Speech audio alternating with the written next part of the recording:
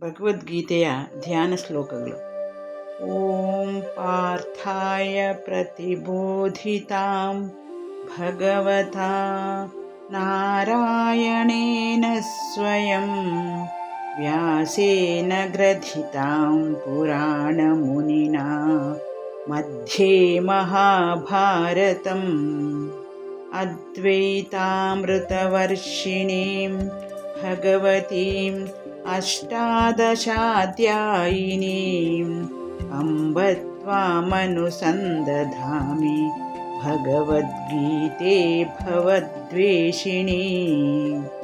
ನಮೋऽस्तु ते व्यासविशालबुद्धे पुल्लारविन्दायतपत्रनेत्र येन त्वया भारततैलपूर्णः प्रज्वालितो ज्ञानमयः प्रदीपः.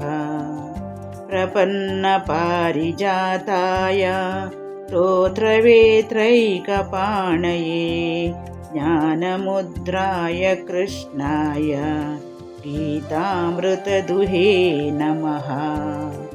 सर्वोपनिषदो गावः दोग्धा गोपालनन्दनः पार्थो वत्ससुधीर्भोक्ता दुग्धं गीतामृतं महत्.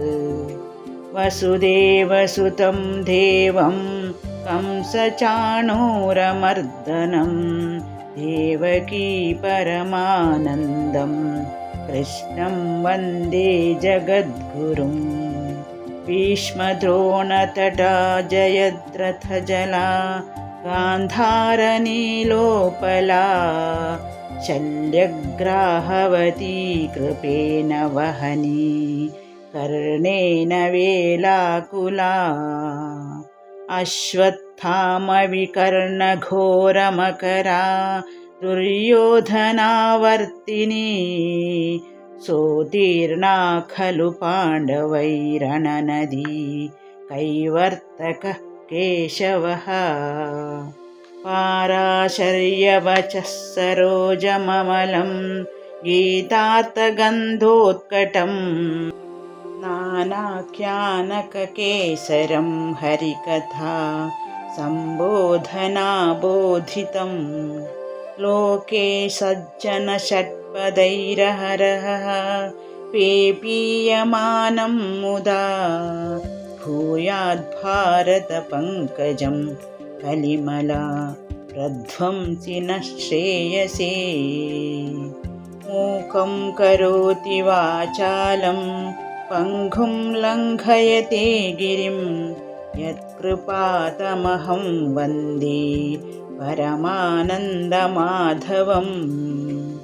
यं ब्रह्मा वरुणेन्द्ररुद्रमरुतः स्तुन्वन्ति दिव्यैः स्तवैः वेदैः साङ्गपदक्रमोपनिषदैः गायन्ति यं सामगा. ध्यानावस्थिततद्गतेन मनसा पश्यन्ति यं योगिनः यस्यान्तं न विदुः सुरासुरगणाः. देवाय तस्मै नमः. हरिः ओं. श्रीकृष्णार्पणमस्तु.